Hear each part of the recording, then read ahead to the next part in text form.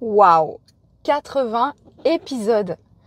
C'est incroyable. Honnêtement, si on m'avait dit ça quand j'ai lancé le podcast en décembre 2023, je crois que j'y aurais pas cru. Et en même temps, au fond de moi, j'avais vraiment envie que le podcast devienne un élément clé dans l'univers Bulle de Mode.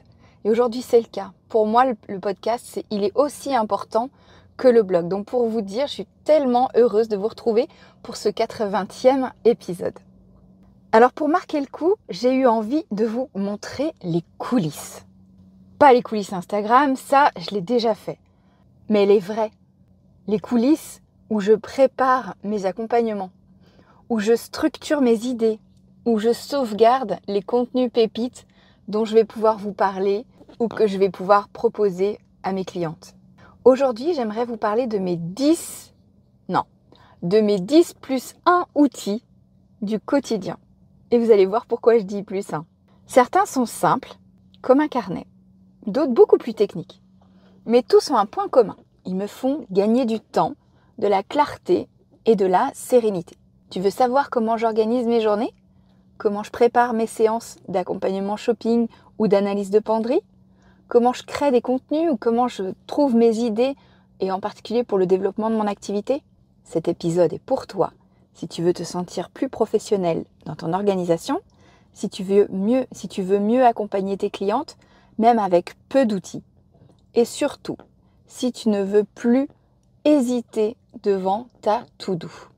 Allez, je t'embarque avec moi dans les coulisses de Bulle de Mode. C'est parti!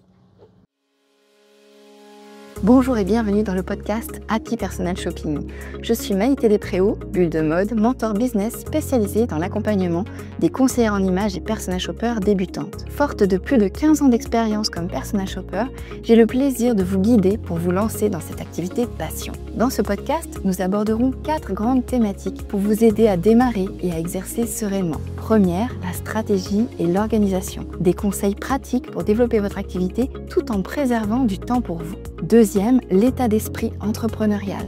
Je vous donnerai les clés indispensables pour bâtir une entreprise solide et durable. Troisième thématique, le savoir-faire métier. Tout ce qu'il faut maîtriser pour asseoir votre expertise et devenir une véritable professionnelle. Et enfin, les inspirations, des idées en matière de business et de style pour nourrir votre créativité, enrichir vos connaissances et mieux accompagner vos clients. Si tout cela vous plaît, alors commençons tout de suite avec l'épisode du jour. Pas besoin d'avoir 1000 outils pour piloter ton activité. Ce qui compte, c'est de choisir les bons et de bien les utiliser. Dans cet épisode, je partage avec toi les outils que j'utilise le plus au quotidien. Ces outils, je les ai testés et je les ai ensuite choisis. Et je vais t'expliquer pourquoi. Le premier outil dont j'ai envie de te parler, c'est Dropbox. C'est un outil que j'utilise depuis plus de 10 ans et qui est pour moi le gage de ma sérénité par rapport à tout ce qui concerne mon ordinateur. C'est-à-dire que je mets tous mes documents dans Dropbox, qui fait que si jamais mon ordinateur est volé, si jamais mon ordinateur est abîmé, qu'il ne démarre plus, qu'il a un virus ou quoi que ce soit, je sais que je n'aurai rien perdu. Je sais pas vous, mais moi j'ai déjà perdu des documents importants par bêtise, par manque de rigueur sur les sauvegardes par exemple.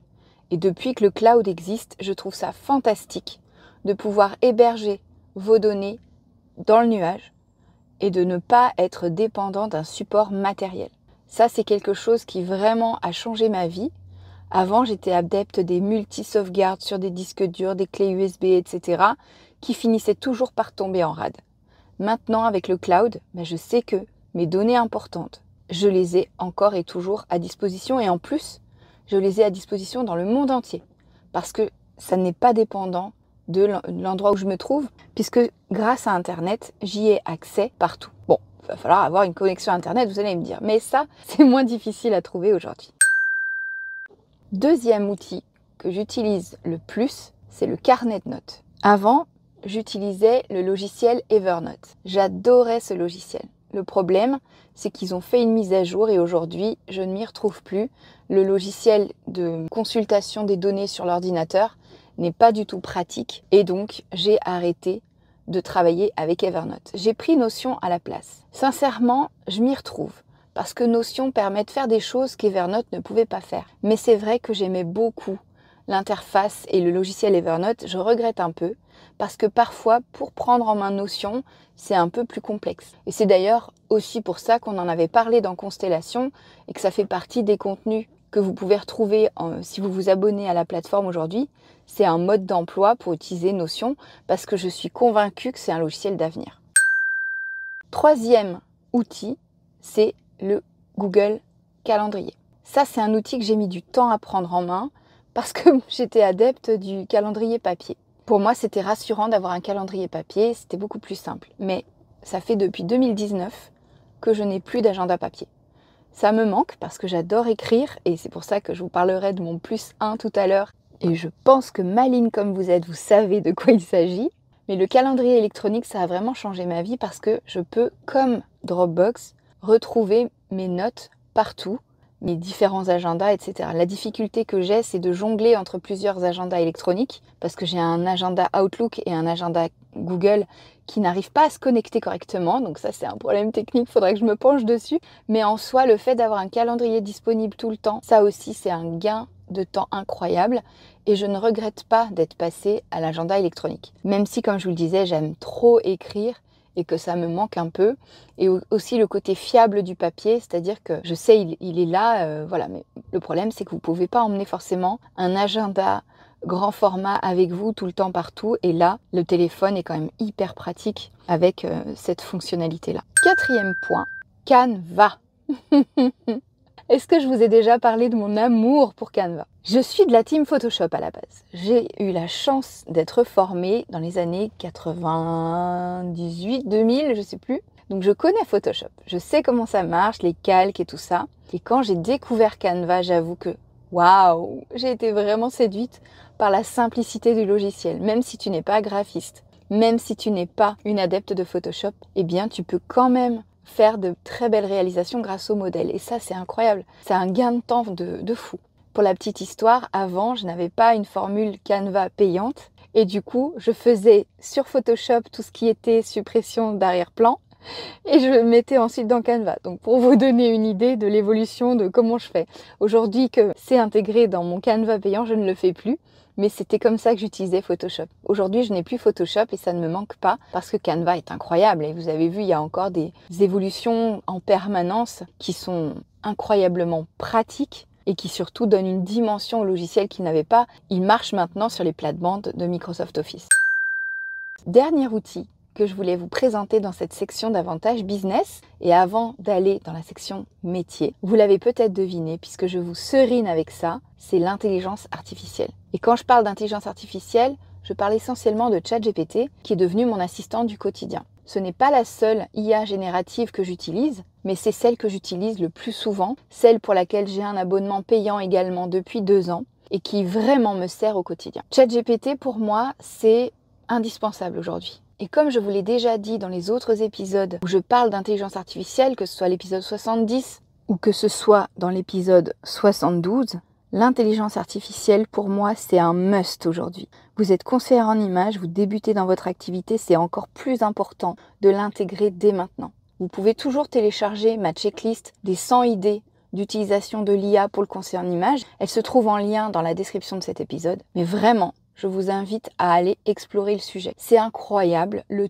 temps qu'on peut gagner, l'efficacité, la qualité aussi de contenu. Et là, vraiment, j'insiste, je n'utilise pas l'IA pour faire le travail à ma place, j'utilise l'IA pour affiner le travail que j'ai fait. Et ça, c'est quelque chose que vous devez intégrer. Parce que l'IA, elle n'est pas là pour vous remplacer, elle est là pour vous seconder. C'est votre bras droit. Et en soi, quand je dis elle ne fait pas le travail à ma place, c'est pas tout à fait vrai. Parce qu'en réalité, je suis bien contente qu'elle écrive à ma place, sous ma dictée, les textes que je lui transmets. Je suis ravie qu'elle mette en forme une synthèse d'un entretien que j'ai pu avoir. Et donc c'est comme ça en fait que je dis que l'IA m'assiste. Parce que l'IA fait des choses qui me prennent trop de temps et pour lesquelles ma valeur ajoutée n'est pas meilleure que celle de l'IA. Là où je garde l'IA, c'est vraiment sur toutes les tâches qui sont d'exécution. C'est de la production bête et méchante, on va dire. Ça peut être sur l'écriture d'un mail rapide que je vais ensuite retravailler. Ça va être sur les fondamentaux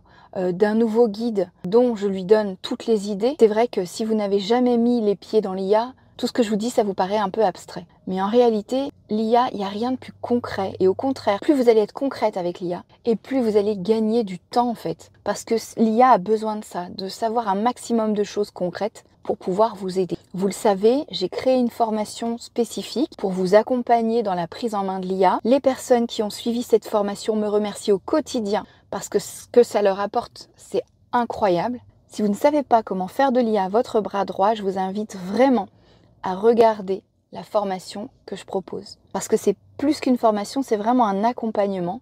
Il y a une session questions et réponses qui est incluse et qui va vous permettre de vraiment mettre en pratique et ensuite de questionner votre pratique et d'avoir aussi des retours par rapport à votre pratique. Vous l'avez compris, donc l'IA, c'est mon 5e et dernier outil business qui est vraiment indispensable. Aujourd'hui, je ne pourrais plus m'en passer. Alors évidemment, je peux m'en passer parce que je savais faire sans. Mais ce que je veux vous dire, c'est que c'est tellement un gain de temps, tellement un gain d'énergie, tellement un gain de qualité que je n'y renoncerai plus, vraiment. Et le petit plus 1 alors je vous parlais d'un petit plus 1. Le petit plus 1, c'est très simple. C'est mon carnet de notes. Parce que même si j'ai pris le pli et que je note mes idées maintenant dans Notion, ou mieux, dans l'IA, parce que comme je vous l'ai dit, je lui dicte énormément de choses et je lui dicte par exemple mes idées.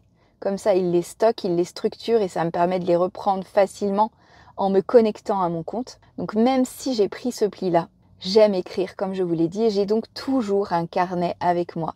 Un carnet qui est selon les périodes avec des fleurs, des paillettes, des pois, des oiseaux. Et c'est un bonheur d'écrire chaque jour mes idées, de prendre en note ce que mes clientes me disent, etc. Je suis une aficionada du papier et vous ne m'enlèverez pas ça, tout comme vous ne m'enlèverez pas les livres. Passons. Pour ce qui est de la deuxième partie de cet épisode, je voudrais parler des outils métiers. Parce que oui, mon objectif ici, c'est de vous parler bien entendu des outils business, mais pas seulement. Je voudrais vous parler des outils métiers, ceux que j'utilise au quotidien. Premier outil, l'appareil photo de mon téléphone.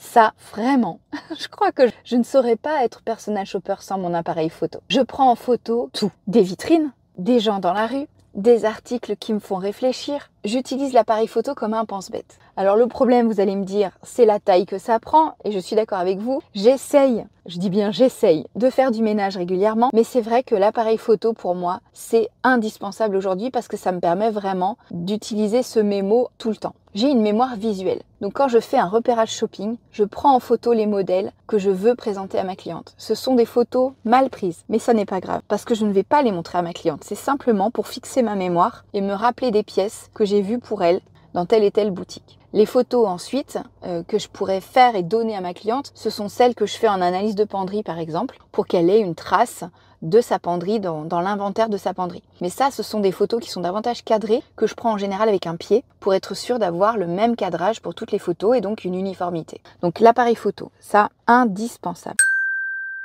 L'autre élément qui est lié à mon téléphone, c'est l'enregistreur vocal. J'ai pris l'habitude, avec le consentement évidemment des personnes, d'enregistrer les conversations que j'ai avec mes clientes et notamment lors d'une analyse de penderie. Pourquoi ? Eh bien tout simplement parce que grâce à ces notes et grâce à mon enregistreur vocal qui a un convertisseur IA intégré, je peux avoir la transcription de ce qui s'est dit. Et l'avantage, c'est que ça me permet de faire un compte-rendu grâce à l'IA encore plus rapide. Parce qu'avant, je passais des heures à récapituler ce qu'on avait vu avec la personne. Là, il suffit que je branche l'IA, que je lui demande de faire la transcription, puis la synthèse, et c'est fini. Je n'ai plus qu'à relire et à retravailler les éléments qu'il a soit mal traduits, soit oubliés. Et en général, il n'oublie pas, parce que s'il l'a oublié, c'est que c'est moi qui ne l'ai pas dit. Vous voyez le truc ? Donc l'enregistreur vocal, sans ça, je crois que j'y arriverai jamais. Et en plus, je me sers aussi de l'enregistreur vocal pour mes idées, comme je vous le disais. Mais maintenant que l'IA existe, avec cette possibilité fabuleuse de pouvoir enregistrer la voix et que ça enregistre la transcription de manière automatique et d'une fidélité mais incroyable, j'utilise maintenant le dictaphone de l'IA. Troisième outil métier que j'aimerais vous présenter. Pinterest, bien entendu. Qu'est-ce que je ferais sans Pinterest ? Pinterest, je ne m'en sers pas forcément pour aller chercher des idées de photos. En revanche, je m'en sers pour communiquer avec ma cliente, pour lui montrer ce que j'ai compris de son besoin. Et je vais donc créer un album avec tous les éléments qui me paraissent intéressants pour elle. et elle va pouvoir comme ça me dire si oui ou non j'ai bien compris son besoin. C'est hyper important pour moi de reformuler de manière visuelle parce que souvent quand on parle de mode, on n'a pas les mêmes mots pour traduire les choses. Et il ne faut pas s'attendre à ce qu'une cliente qui n'a pas ce sens de la mode, et c'est pour ça qu'elle fait appel à vous, vous parle des vêtements avec la même précision que vous. D'ailleurs, si vous ne parlez pas avec précision des vêtements, je vous invite à écouter l'épisode 76 dans lequel je parle et je vous donne d'ailleurs l'accès à mon lexique professionnel.